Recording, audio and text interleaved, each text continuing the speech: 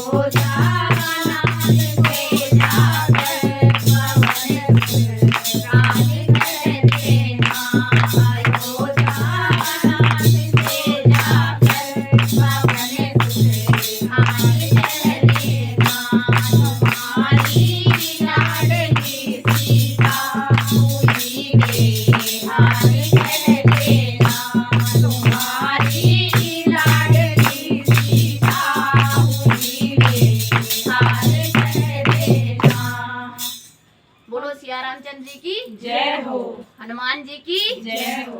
बोल साचे दरबार की जय।